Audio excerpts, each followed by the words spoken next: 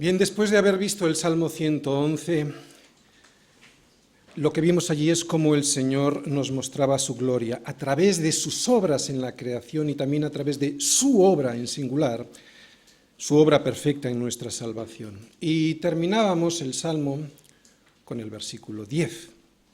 Este versículo era un salmo en el que el salmista llegaba a una conclusión razonada, contundente, sólida, certera.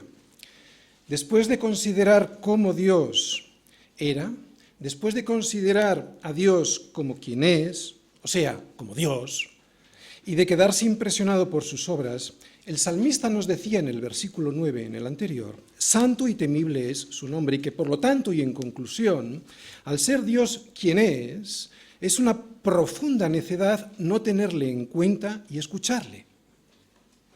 Por eso, al ver la santidad y el enorme poder de Dios, al asombrarnos de quién es Él y de lo que Él tiene que decirnos, ignorarle, o lo que es peor, despreciar sus consejos, conduce al hombre a la idolatría de creer en su propia opinión, y eso nos convierte en unos necios que van dando tumbos por la vida. ¿Os fijáis? Nuestra propia opinión como un ídolo al cual adoramos. Por eso el Salmo nos termina mostrando cuál es el principio, el origen, la fuente de la verdadera sabiduría del hombre. ¿Os acordáis? El temor al Señor. Esta es la deducción a la que llega el Salmo después de considerar las obras de Dios. Versículo 10. Que el principio de la sabiduría es el temor de Yahvé. Buen entendimiento tienen todos los que practican sus mandamientos. Su loor permanece para siempre. Bien, después de haber considerado las obras de Dios en la creación y también la obra en singular, ¿os acordáis? Que Él ha hecho en nuestra propia vida, o sea, el rescate, la salvación de nuestra alma, la conclusión a la que llega el salmista es que lo más sensato es creerle a Dios en todo lo que nos diga a través de su palabra.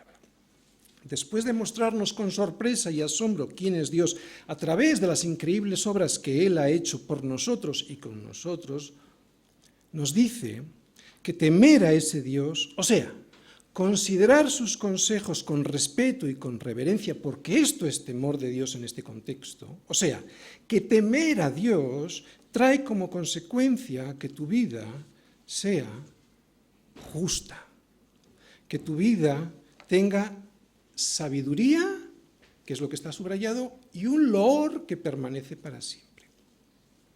Ahora entramos en profundidad sobre lo que significa esto para entenderlo bien, porque entenderlo bien nos va a ayudar a comprender lo que dice el siguiente salmo, el Salmo 112.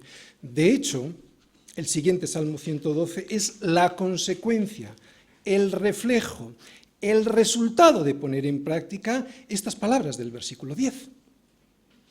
Hace una semana dijimos que poner en primer lugar mi propia opinión, que no hacer caso al consejo de Dios despreciando sus mandamientos, que son firmes, que son afirmados eternamente y para siempre, que hacer eso es idolatría. La idolatría de mi propia opinión, como os he dicho, poner mi propia opinión como un ídolo al cual adoro, despreciando a Dios. La idolatría moderna, como vimos el domingo pasado, de hacer del cosmos el Dios que todo lo es, que todo lo fue y que todo lo será. Menuda necedad. La necedad de enseñarle nosotros a Dios. La necedad de aconsejarle nosotros a Dios qué es lo que sí es y qué es lo que no es. Y todo para no tenerle que dar cuentas, para no tener que dar cuentas al verdadero creador de todas las cosas y autor de nuestra salvación. Menuda necedad. Sin embargo, cuando uno considera a Dios, cuando ve lo grande que es y que está en todos los sitios, cuando sabes que ha creado el universo entero y que por eso mismo ese universo entero no es capaz de contenerle, cuando sabes todo esto, temor de Dios, respeto a Dios, deseos de que ese Dios me hable y me enseñe. Es el respeto a Dios y a sus mandamientos lo que me hará sabio. La sabiduría no es inteligencia, porque si fuera por eso, hay gente muy inteligente, terriblemente necia, gente cuyo estilo de vida le destruye a él y a los que le rodean. Y al revés, personas que no son tan inteligentes, pero cuya forma de vivir muestra una vida recta, sabia y asombrosamente fructífera. No, sabiduría no es acumulación de conocimientos, ni siquiera, escucha bien, ni siquiera es acumulación de conocimientos bíblicos. Hay mucha gente hoy en día en las redes sociales que todos los días llenan de versículos y de frases muy piadosas el Facebook, Twitter y WhatsApp.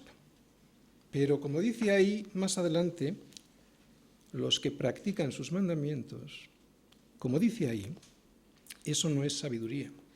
Como mucho, eso es el principio de la sabiduría. Faltaría la aplicación práctica. La verdadera sabiduría es conocer a Dios, sí, primero, pero segundo, caminar rectamente delante de Él. La verdadera sabiduría la tienen aquellos que practican sus mandamientos. Sabiduría es saber qué es lo que he de hacer en cada momento con el conocimiento que tengo y que Dios me ha dado. Sabiduría es sembrar en Él esos conocimientos. Escucha, es sembrar en Él esos conocimientos y pedirle que me ayude a hacerlos crecer para su gloria. Sabiduría es poner delante de Dios una situación que no sé cómo resolver y pedirle que me ayude a escucharle, a tener paciencia y finalmente poder aplicar su respuesta. Porque muchas veces pedimos sabiduría, pero no le escuchamos. Muchas veces solo nos escuchamos a nosotros mismos creyendo que es Dios quien habla, y eso es porque no tenemos la paciencia necesaria para esperar la respuesta que Dios tiene que decirnos. ¿Cuántas equivocaciones cometemos a pesar de pedir sabiduría? ¿Cuántas equivocaciones cometemos por la impaciencia? De ahí la importancia de tener un limpio corazón. ¿Y cómo puedo tener un limpio corazón si Jeremías 17:9 me dice que engañoso es el corazón más que todas las cosas y perverso? ¿Quién lo conocerá? Pues haciéndole caso a quien habla en el siguiente versículo, y en el siguiente versículo quien habla es el Señor. Dice, yo, el Señor, lo conoceré. Yo que escudriño la mente y que pruebo el corazón. ¿Quién puede investigar lo que hay en mi mente? ¿Y quién puede conocer mi corazón? Pues desde luego yo no. Quien lo puede hacer es el Señor. Solo es el Señor quien puede escudriñar tu mente y probar tu corazón. Atención, acabo de decir lo que dice Jeremías, probar. Y probar tu corazón es mandarte pruebas. Probar, prueba. Son pruebas que Dios nos envía debido a nuestra necedad por no escucharle. Es como traemos así muchas veces sabiduría a nuestro corazón. ¿A que sí? ¿A que te ha pasado? ¿A que han tenido que venir pruebas? Eso es probar tu corazón, para que entiendas y seas sabio en tu necedad. La sabiduría que Dios quiere darte es así. Así es como muchas veces Dios nos hace sabios a través de esas pruebas que nos llevan a la humildad. Porque solo una persona humilde, o sea, alguien que reconoce que es necio en su propia opinión, deja que Dios escudriñe su mente y la transforme a través de la palabra para que deje de estar conformada al mundo y sus mentiras. Solo una persona humilde permite que Dios limpie su engañoso corazón, y se lo permite porque reconoce que su corazón es engañoso. Y no solo a través de los consejos que Dios le da a través de la palabra, sino también a través de las pruebas que Él permite en su vida. Pruebas que te darán paciencia y sabiduría de la que habla la Biblia. ¿Te das cuenta cómo viene la sabiduría? No solo es conocimiento, son también pruebas y algo más. Sabiduría que hará que tengas un estilo de vida que los demás anhelen. ¿Por qué? Porque están viendo, no todos, pero sí ven el desastre de sus vidas, ¿no? Al no considerar a Dios. Esto es sabiduría, escúchalo bien. El conocimiento que adquirimos, pero que es limpiado por el conocimiento que adquirimos, pero no vale, el conocimiento que adquirimos, pero que es limpiado por Dios a través de su palabra y de sus consejos, aplicado, porque si no lo aplicamos no es sabiduría, aplicado a nuestra vida para poder andar rectamente delante de Él. Ese conocimiento limpiado y bien aplicado, eso es sabiduría. ¿Cuánta gente conocemos personalmente y por la prensa? Muy listos, sí, y que tienen gran cantidad de conocimiento y gran capacidad, pero todos distorsionados y conformados a la corriente de este mundo, y que al aplicarlos a su vida, sin tener en cuenta el consejo de Dios, traen muerte y desolación a su casa y al lado de los demás, ¿no? Con divorcios, adulterio, fornicación, inmundicia, lascivia, idolatría, hechicerías, enemistades, pleitos, celos, iras, contiendas, disensiones, envidias, homicidios, borracheras, orgías y cosas semejantes a estas. No, evidentemente eso no es sabiduría. Sabiduría es otra cosa. La sabiduría solo la da Dios. ¿Y a quién? Solo la da Dios a aquellos que le respetan y le tienen en cuenta, al entender quién es Él y quién es el hombre. O sea, el principio de la sabiduría es el temor del Señor, principio que hace que apliques a tu vida los mandamientos y consejos que Dios te da a través de su palabra y de tu comunión con Él. Y fíjate en otra cosa que nos trae el temor de Dios. No solo nos traerá sabiduría, dice que trae algo más. Pone ahí un loor que permanece para siempre. Bien, este loor puede ser entendido en dos sentidos, hacia Dios o de Dios hacia nosotros. Lo explico. O una alabanza que nosotros le damos a Dios y que solo Él se merece y que permanecerá para siempre. ¿Por qué permanecerá para siempre? Porque aquí le alabamos y cuando estemos en su presencia también lo haremos. O un elogio que le otorga Dios a sus hijos, y que también es para siempre. Porque una vida de obediencia a Dios hace que Él nos dé un elogio, o sea, una corona de vida, de justicia, una corona incorruptible de gloria que permanecerá para siempre. ¿Entiendes? Y yo creo que probablemente este versículo se refiere a ese elogio de Dios hacia sus hijos porque es lo que el contexto nos hace entender. Fíjate lo que dice el versículo 10. El principio de la sabiduría es el temor de Yahvé. Buen entendimiento tienen todos los que practican sus mandamientos y su loor permanece para siempre. Bien, teniendo en cuenta que el siguiente salmo se muestra, o lo que nos muestra es el reflejo de la gloria de Dios sobre sus hijos, ¿de acuerdo? El siguiente salmo, o sea, el que vamos a ver hoy, el Salmo 112, lo que nos muestra es el reflejo de Dios. Mejor dicho, lo que hemos visto en el 11 era la gloria de Dios y ahora en el 112 vamos a ver el reflejo de la gloria de Dios en sus hijos. Teniendo en cuenta esto, el versículo 10 que acabamos de ver y el versículo 1 del Salmo siguiente, o sea, del Salmo 112, hacen de bisagra entre los dos salmos, porque esa misma gloria de Dios que vimos, ahora la vamos a ver reflejada en el hombre que le obedece. Por eso son dos salmos parejos, son diferentes, pero es como un espejo. En ambos versículos, en el 10 que acabamos de ver del Salmo 111 y en el 1 del Salmo 112 que ahora vamos a ver, hay un mismo principio, ya veréis cuando lo leemos, hay un mismo principio. ¿Cuál es? Que cuando un hombre tiene temor de Dios, o sea, que cuando alguien le tiene en cuenta y obedece a sus consejos, eso le hace bienaventurado porque trae sabiduría y vida eterna. Beneficios que ahora vamos a ver desarrollados en el Salmo 112, versículos del 1 al 10.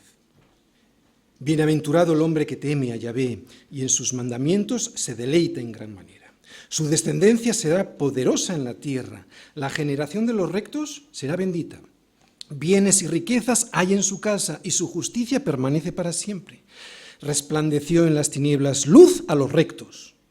Es clemente, misericordioso y justo. El hombre de bien tiene misericordia y presta. Gobierna sus asuntos con juicio. Por lo cual no resbalará jamás. En memoria eterna será el justo. No tendrá temor de malas noticias. Su corazón está firme, confiado en Yahvé. Asegurado está su corazón, no temerá hasta que vea en sus enemigos su deseo. Reparte, da a los pobres.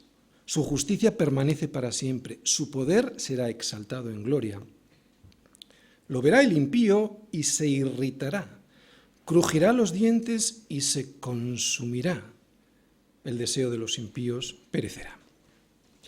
Después de haber visto el Salmo 111, un salmo que nos mostraba la gloria de Dios a través de sus obras, ¿os acordáis? Sus obras en la creación y su obra de salvación en nuestra vida, lo que ahora vamos a ver en el Salmo 112 es la misma gloria de Dios, pero ahora reflejada en aquellos que Él ha salvado de Egipto, del pecado, y a los cuales les ha dado una sabiduría que el mundo no tiene y un loor que en ellos permanecerá para siempre.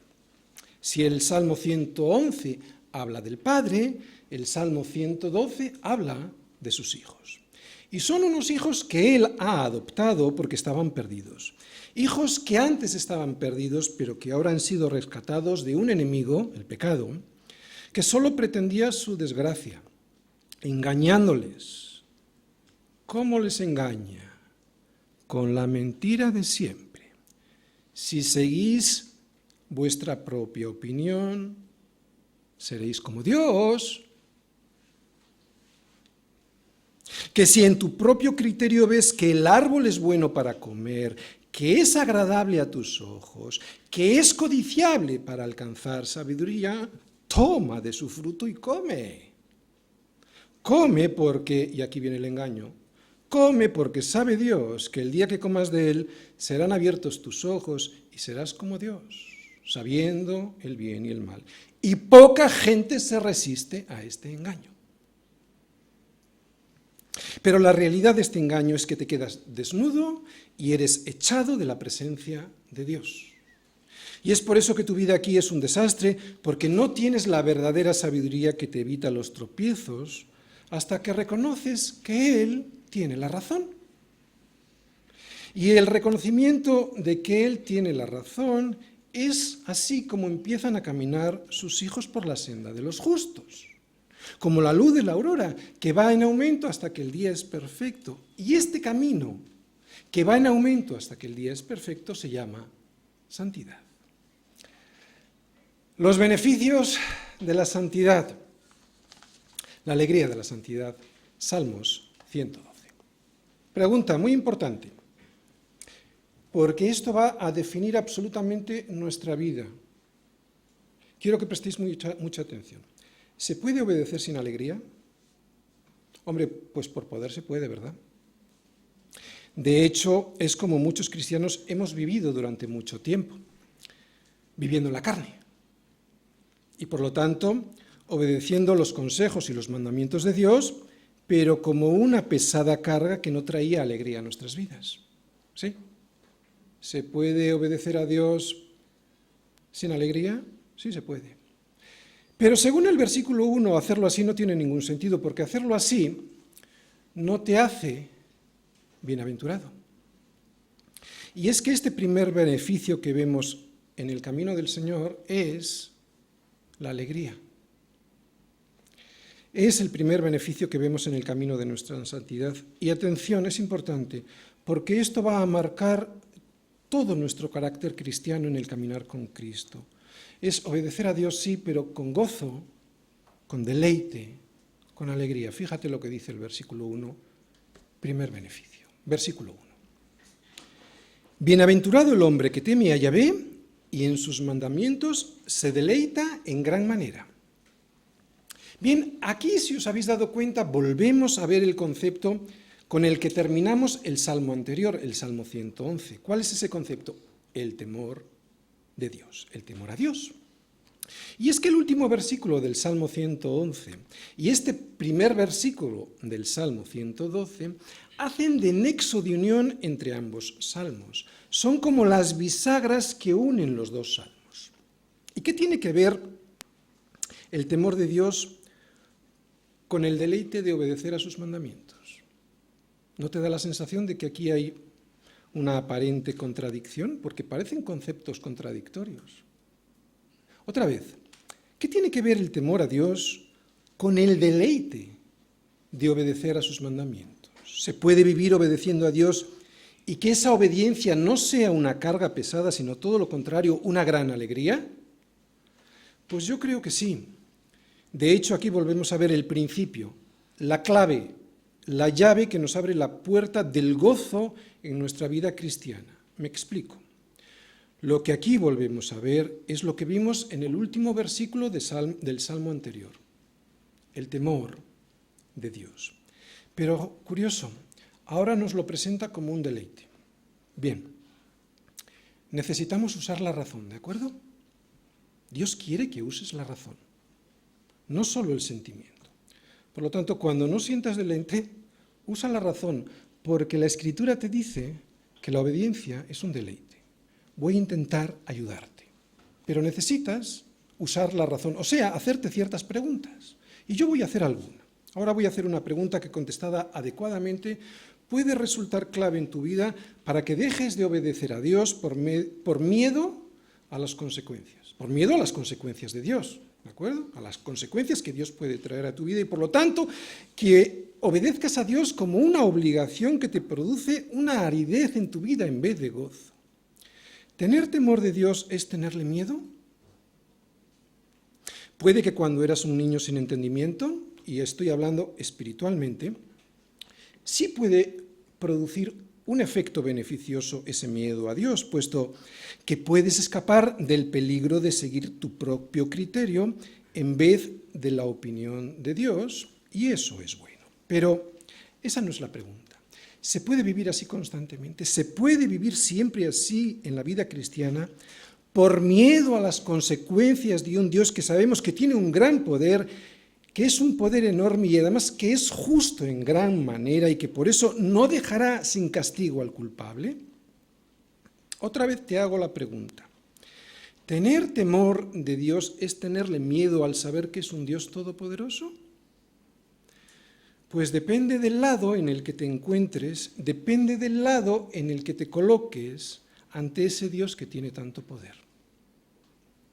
Si yo me coloco delante de un tren que viene a toda velocidad y no tengo la posibilidad de escapar porque me pienso que ese tren no me va a hacer nada, ¿no? Entonces me quedo amarrado a las vías, sí, tengo que tenerle miedo. Porque el tren tiene una gran fuerza y poder que me va a destrozar, sí o sí. Y me va a destrozar no en ese momento, claro, pero cuando llegue me destrozará. Pero, ¿qué le pasaría a mi vida si en vez de estar colocado sobre las vías, voy subido en ese mismo tren, descansando y dejando que él me lleve hasta mi casa? A esa casa a la que desde hace tanto tiempo anhelo llegar, ¿qué pasaría? Pues que ese miedo desaparece. Porque lo que ahora descubro es que ese gran poder del tren no solo no me hace daño, sino que por el contrario, se ha convertido en un gran beneficio y deleite y me lleva a casa. ¿Te das cuenta por lo que antes yo te he dicho? ¿Necesitas usar la inteligencia, la razón? Pues de alguna manera es lo que nos dice este versículo. Bienaventurados aquellos que en vez de estar sobre las vías del tren, están en el tren. O sea, con su vida escondida en el tren que es Cristo, porque terminarán llegando a su casa y se deleitarán del paisaje y del poder del tren.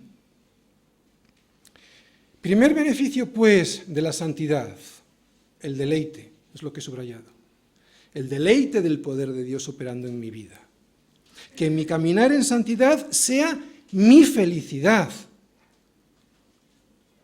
Porque esta es la verdadera naturaleza del temor de Dios, ¿ok? Esta es la verdadera naturaleza del temor de Dios, que lo que antes me parecía gravoso y un fastidio, ahora sin embargo me resulte un deleite. Y este primer beneficio del deleite en sus mandamientos a mí me demuestra que la verdadera santidad no es una santidad religiosa sin más propósito que un ritual obligatorio y ya está, no, sino que la verdadera santidad consiste en un camino, con C mayúscula, que es Cristo, en un camino en el que te deleitas al servir a Dios obedeciéndole. Que aquel que obedece a Dios por obligación religiosa, muy probablemente todavía no ha recibido en su vida la gracia que le hace salvo. ¿Por qué? Porque la gracia, si se ha recibido, se evidencia en una respuesta agradecida al amor de Dios que ha sido derramado en nuestros corazones por el Espíritu Santo que nos fue dado. ¿Entendemos? Y ahora vamos a ver el segundo beneficio de andar en santidad. Versículo 2. Su descendencia será poderosa en la tierra. La generación de los justos, de los rectos, será bendita. Muy bien. El segundo beneficio es que tus hijos podrán disfrutar del tren, a no ser que decidan bajarse de él y ponerse enfrente. ¿Qué es lo que hace mucha gente al enfrentarse a Dios? Ponerse delante del tren. Porque aunque muchos piensen que van por otro camino y que no se enfrentan a Dios, Jesús mismo dice que no es así. Él dice que el que no es conmigo, en mi tren, contra mí es, o sea, se pone enfrente del tren. Y que el que conmigo no recoge, desparrama. ¡Wow! Creo que está muy claro lo que dice Jesús, que en esta guerra no se puede ser neutral, que aquel que se declare neutral contra mí es, dice el Señor. Nadie puede mirar hacia otro lado y decir, es que yo no lo sabía, porque sí sabías, esto es una guerra. Sí, y aunque es una guerra espiritual, el Señor dice que solo hay dos bandos, que no puedes declararte ciudadano suizo, y que si lo haces, que si eres tibio y no frío ni caliente, Él te vomitará de su boca. Sus obras son poderosas en la tierra y constantemente te lo están anunciando. Y su descendencia, que no son tus hijos, ahora lo vamos a explicar, pero vamos a hablar de los hijos, ¿de acuerdo? Y tu descendencia, que es la Iglesia, la descendencia de Dios, por decirlo así, sus hijos son la Iglesia, ¿verdad? Y su descendencia es poderosa en la tierra. Y su Iglesia también te lo está contando. Por lo tanto, sus obras te lo cuentan. Y su descendencia, que es poderosa, su Iglesia es poderosa porque tiene la palabra que tiene poder, también te lo cuenta. La Iglesia lo cuenta. Porque es a esto a lo que se está refiriendo cuando dice que su descendencia será poderosa. ¿De acuerdo? Este versículo también es un reflejo del versículo 2 del Salmo anterior, ¿no? Un versículo paralelo, cuando habla de la grandeza de la creación de Dios, del poder de esa grandeza. Ahora habla de una grandeza de la descendencia de Dios, de un poder que tiene esa descendencia espiritual, que es la Iglesia. Un poder, tiene poder la Iglesia porque tiene a Cristo. La palabra tiene poder. Y ahora voy a entrar en la explicación más profunda sobre quiénes son realmente esta descendencia, o sea, lo que espiritualmente significa este versículo, pero antes quiero volver sobre nuestros hijos. Es muy importante. Cuando digo que el segundo beneficio de la santidad es que tus hijos podrán disfrutar del tren, no quiero decir que tus hijos al nacer en cuna cristiana tienen asegurada la salvación de sus vidas, claro que no. Porque Cristo no es una religión en la que con un rito, por ejemplo, con el sacramento del bautismo de infantes que hacen los católicos, no es una religión que con un rito alguien adquiera el carácter de un hijo de Dios. Con ningún rito se adquiere el carácter de un hijo de Dios. No, eso no se ve por ningún sitio en las Escrituras. Para que ellos, tus hijos, sean salvos, deben conocer a Cristo y arrepentirse de sus pecados. Y será así. Con ese arrepentimiento y con la aceptación por fe de lo que han oído del sacrificio de Cristo que hizo por ellos en la cruz, lo que hará que reciban el don del Espíritu Santo y sean sellados por Él. Pero sí que es verdad que hay una ventaja, hay un beneficio que se ve en este versículo. Y este beneficio consiste en que tus hijos conocen lo que otros muchos por ahí no conocen. ¿Qué es eso que conocen? Que el tren es poderoso y que si no se bajan, les terminará llevando a un lugar del cual son oriundos. Les llevará a su origen, les llevará a su casa, les llevará a la casa del Padre. Lo creo con todo mi corazón porque el Señor es bueno. Y si tú eres fiel, y esta fidelidad no es lo que has hecho, engendrar a un hijo biológicamente, no. Si tú eres fiel, Él hará que tu descendencia, tu familia, sea poderosa en la tierra. O sea, que sea uno de tu familia de esa generación de los rectos que será bendita. Pero quiero dejar muy claro lo que voy a decir ahora y que muchos por ahí confunden. Y esa confusión les desorienta cuando ven que sus hijos se bajan del tren. La Escritura no entiende como descendencia a lo nacido en la carne, sino a lo que nace del Espíritu. ¿De acuerdo? Así que ya sabes lo que tienes que hacer con tus hijos. Que escuchen del Evangelio, porque solo el Evangelio, que es la cruz de Cristo, les hará entender que se tienen que arrepentir de sus pecados y confiar en el sacrificio de Cristo por ellos. Es la única forma en la que tus hijos podrán llegar a ser de esa generación de los rectos que serán bendecidos por el Señor, no porque sean tus hijos y los hayas engendrado en la carne, sino porque estés engendrando en ellos vida espiritual a través de la predicación de la palabra. Serán bendecidos por el Señor al ir en el tren y no contra el tren. Tienes una obligación y no delegues esa obligación en la iglesia. ¿Está bien la escuelita bíblica? Claro que sí, aunque no es necesaria. ¿Es necesaria la escuela en casa, homeschooling? Sí, está muy bien, pero no es necesario. ¿Es necesario el grupo de jóvenes en la iglesia? Está muy bien, sí, pero en absoluto es necesario. Porque de hecho, nada de eso se ve en la Biblia. Lo que sí se ve, lo que sí es necesario, es el nuevo nacimiento. Sin nacer del Espíritu, como le dijo el Señor a Nicodemo, nadie puede entrar al reino de los cielos. Es por eso que Pablo, cuando interpreta la promesa que Dios le dio a Abraham, ¿recordáis? A tu descendencia daré esta tierra.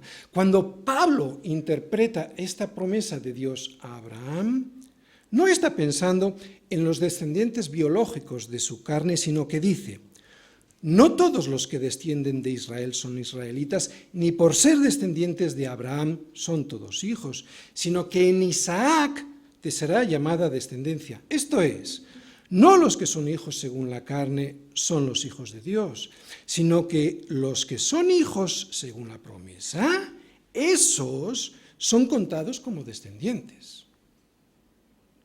Así pues, y como la palabra descendencia en la Biblia nunca se entiende en la carne, sino en el Espíritu, lo que nos quiere mostrar este versículo: con tu descendencia, ¿de acuerdo?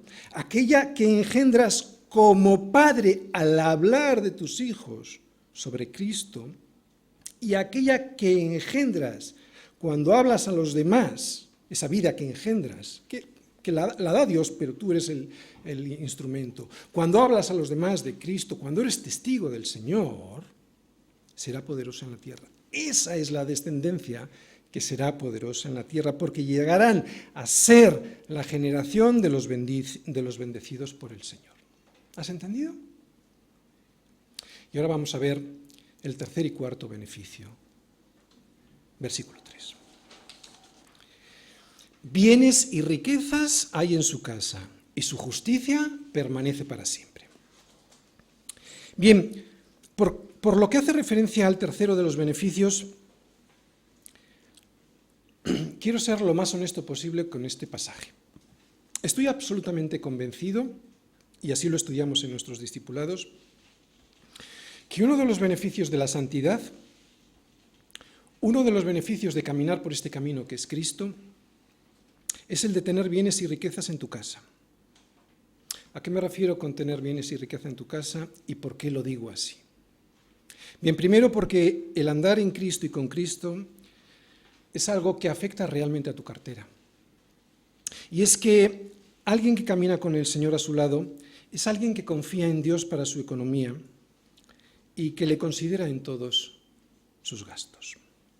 Muchos aquí sabemos que si hubiésemos sido fieles al Señor en nuestro caminar con Él en épocas pasadas, ahora tendríamos más dinero y menos gastos y ataduras hipotecarias, y con esto no estoy hablando de ser millonario en absoluto. Muchos de nosotros, al pretender ser más listos que nadie, incluso más listos que Dios, cometimos el error de ser sabios en nuestra propia opinión y, claro, no le consultamos al Señor sobre todos los asuntos que afectaban a nuestra economía. Y eso nos llevó a muchos aquí al desastre financiero y a la quiebra económica. Pero como sabemos que a los que aman a Dios todas las cosas les ayudan a bien, ahora eso lo vemos como una bendición. Esa es una de las pruebas que el Señor envía para probar tu corazón, ¿de acuerdo? Sabemos que eso es una bendición porque esa quiebra, bendita quiebra, nos llevó a entender nuestra gran equivocación de no confiar todo al Señor. Desde luego, no hay que considerarle por el egoísmo de tener bienes y riquezas en nuestra casa. Pero no cabe duda de que si el Señor mira por los suyos es para que no te falte de nada de lo que necesitas, desde luego, cuando los suyos le consultan en todas las cosas. Pero atención, y quiero incidir aquí, es una cuestión del corazón, no es una cuestión de la cartera.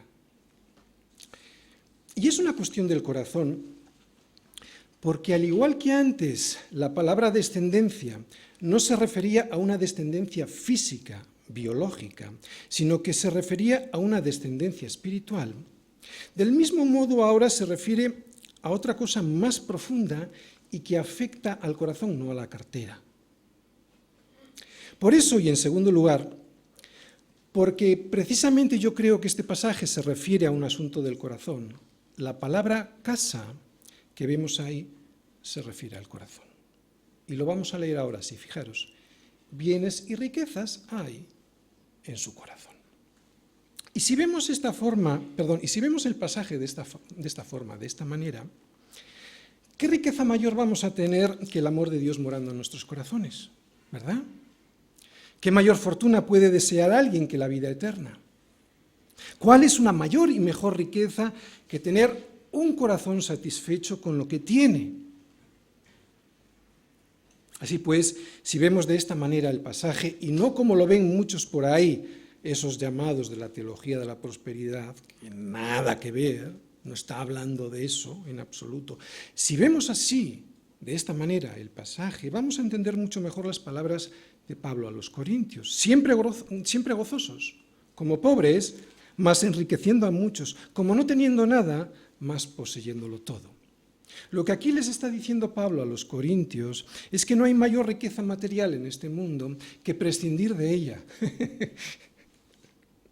O sea, que no es más rico quien más tiene, sino quien menos necesita. No me digas que no es una bendición. Es de lo que está hablando este versículo. No hay nadie más rico en este mundo que aquellos de nosotros que podemos decir que somos hijos de Dios. ¿Por qué? Porque si somos hijos, también herederos de Dios. Y si herederos, coherederos con Cristo. Y el otro beneficio, el cuarto, que vemos en este pasaje, es nuestra justicia. Dice ahí que es una justicia que permanece para siempre.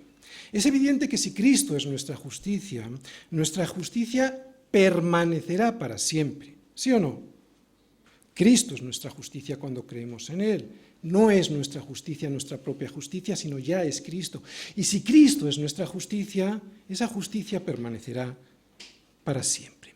Cualquiera de nosotros que haya creído en Cristo como su Salvador, no solo ha sido perdonado, o sea, hecho inocente, sino que le ha sido imputada una justicia, Cristo mismo, y ha sido hecho, pues, justo, con una justicia que nunca será puesta en duda y, por lo tanto, con una justicia que será para siempre. Y ahora vamos a ver el quinto beneficio, versículos 4 y 5. Resplandeció en las tinieblas luz a los rectos. Es clemente, misericordioso y justo. El hombre de bien tiene misericordia y presta. Gobierna sus asuntos con juicio. Bien, si recordáis en el salmo anterior, vimos cómo era el carácter de Dios a través del pacto que Él hizo con sus hijos. Pues de igual manera, ahora podemos ver esas mismas características, las características de Dios que vimos en el salmo anterior, pero ahora reflejadas en sus hijos, o sea, como parte del carácter de Dios, reflejadas esas características en sus hijos. Lo primero que vemos, y antes de entrar en el quinto de los beneficios de ser un hijo de Dios, es que la luz resplandece sobre las tinieblas a aquellos que son rectos. No sobre todos, sino sobre los hijos de Dios, sobre los rectos. Es lo que dice la primera parte del versículo 4. Esta luz te va a hacer ver lo que antes no veías, y eso es una de las cosas que te hace también sabio, ¿verdad? Una de las cosas que antes no veías y que ahora sí que ves es que el Señor lo gobierna todo, y también tus asuntos económicos. Por eso puedes hacer las cosas con amor, con misericordia y justicia, y al mismo tiempo con juicio sano, o con sano juicio. Las dos cosas. Y acabo de adelantar en qué consiste este beneficio, porque este beneficio lo vemos compuesto de dos partes, ¿de acuerdo? Son dos caras de la misma moneda, lo he subrayado ahí. La primera lo vemos en el versículo 4 y la otra cara de la misma moneda lo vemos en el versículo 5. Voy a explicar la primera y luego la segunda, pero os adelanto que el verdadero carácter al que hace referencia este beneficio ha de estar comprendido por las dos partes, si no, no resulta un beneficio correcto. ¿Vale? Primera parte, los rectos, que son aquellos que caminan delante de Dios rectamente con el Señor porque andan bajo su dirección y sus estatutos, dice ahí que son clementes, misericordiosos y justos. Y este beneficio proviene de la luz que viene de lo alto y resplandece sobre ellos. Una persona que tiene temor de Dios, escúchalo bien, para que reflexionemos. Una persona que tiene temor de Dios no tiene temor a quedarse sin dinero. Por eso es misericordioso y presta. Estoy hablando de la primera parte, ¿de acuerdo? Lo vuelvo a repetir. Una persona que tiene temor de Dios no tiene temor a quedarse sin dinero, por eso es misericordioso y presta.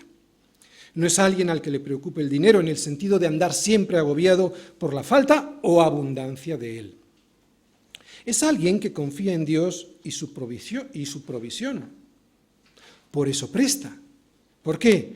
Pues porque sabe que todo lo que tiene no es suyo, él solo es un administrador de lo que Dios le ha concedido,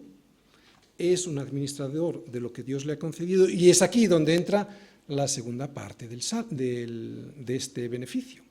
La segunda parte está en el versículo 5 y dice que el recto, recordamos que es el que tiene el temor de Dios, no tiene temor a quedarse sin dinero porque sabe que todo es de él y que ese beneficio que Dios le da, el de no tener temor de quedarse sin dinero, se lo produce Dios a su vida porque es Dios quien da y es Dios quien quita. No me digas que esto no es un beneficio, no estar siempre temeroso de esas cosas, ¿no? Pero que no tenga ese miedo no impide que cuando preste lo haga con prudencia. Esto lo que significa es que gobierna sus asuntos con juicio. No tenemos que fiarlo todo al cálculo económico, pero tampoco podemos hacer las cosas a lo loco diciendo, ten fe, ya verás como seguro que te sale todo bien, porque se requiere diligencia en los administradores para que cada uno de ellos sea hallado fiel. Y esto lo que significa es que la verdadera piedad nunca es irresponsable. No tenemos que fiarlo todo al cálculo económico, como cuando, por ejemplo, unos jóvenes deciden casarse, pero no lo harán hasta que tengan esto o tengan lo otro, y si no tienen esto, pues no terminarán por decidirse porque es necesario tenerlo todo. No. No tenemos que fiarlo todo al cálculo económico, pero tampoco debemos ser insensatos. Creo que estoy siendo muy claro. Se trata de un equilibrio, porque ser recto no significa ser un insensato. Pero de todas formas, el resultado práctico de cómo actuar en cada uno de los casos que se nos presenten en la vida será el siguiente. Si tenemos una buena relación con el Señor, Él hará que su luz resplandezca en las tinieblas. Y atención, no te olvides de que este quinto beneficio consta de dos partes. No te fijes ahora solo en la segunda parte para justificarte de no cumplir con la primera, porque el hombre de bien tiene misericordia y presta. Y ahora vamos a ver el sexto beneficio de andar en santidad. Versículo 6. Por lo cual no resbalará jamás. En memoria eterna será el justo. Dios mío, menudo beneficio, ¿verdad? El de no resbalar jamás. Ahora bien, cuando el Señor nos dice que seamos prudentes y que edifiquemos nuestra casa en la roca y no en la arena, y ya sabemos que la roca es Él, no está diciendo que sobre esa casa no van a soplar vientos, ni que sobre ella no va a descender la lluvia, o que no será embestida por las corrientes, no. Lo que dice es que cuando eso ocurra, esa casa no se caerá. De la misma manera, el salmista no está diciendo que el recto no va a tener sobre él las dificultades de la vida. Lo que está diciendo es que cuando vengan, que vendrán, ese hombre no resbalará. Lo que está diciendo es que Dios lo ha amarrado tan fuerte a esa roca de su Hijo, que cuando vengan las tormentas de la vida, su casa, sus cosas y sus hijos permanecerán. Menudo beneficio aquí, pero también allí. Porque lo que dice la segunda parte de este versículo es, en memoria eterna será el justo. Y lo que significa es que Dios mismo es quien se encargará de que su memoria, o sea, su vida, no se perderá en las noches de los tiempos. Menudo beneficio allí. Estamos hechos a la imagen de Dios. Y hay muchos aspectos en lo que esto podemos darnos cuenta. Y uno de ellos es que no hemos sido creados para morir. ¿Os dais cuenta? No fuimos creados para morir. Es por eso que a nadie le gusta ser olvidado.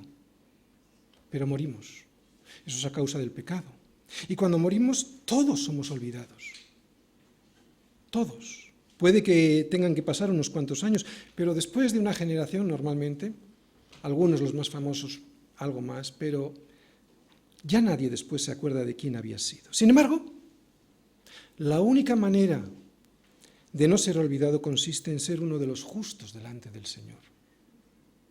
¡Wow! ¡Wow! Lo que anhela tu corazón. Porque no fuiste creado para morir. Porque Dios no nos olvidará. O sea, que Él se acordará de quién eres tú y de quién soy yo para venir a recogernos y llevarnos a casa. Y ahora vamos a ver el séptimo beneficio de andar en santidad. Versículos 7 al 9. No tendrá temor de malas noticias. Su corazón está firme, confiado en Yahvé. Asegurado está su corazón. No temerá hasta que vea en sus enemigos su deseo.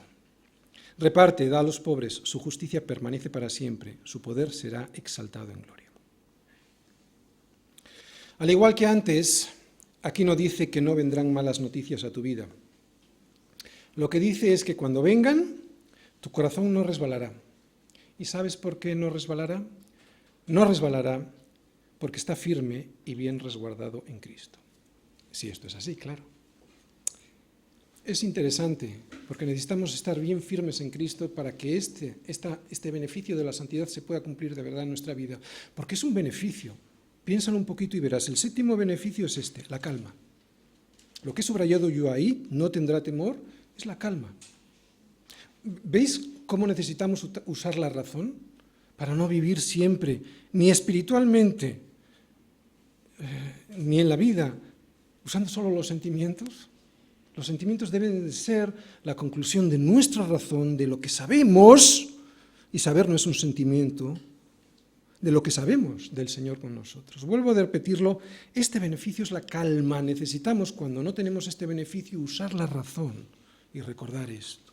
Es una calma característica del creyente, debiera ser una característica del creyente. El justo no se altera aunque le estén llegando noticias muy negras. Su corazón estará sintiendo dolor, sí, sin duda, pero permanece firme, dejando todo en sus manos, en las manos del Señor, y confiando serenamente en Él y en su liberación. El recto no tiene temor. No andes en los sentimientos, usa la razón de lo que sabes que es Cristo.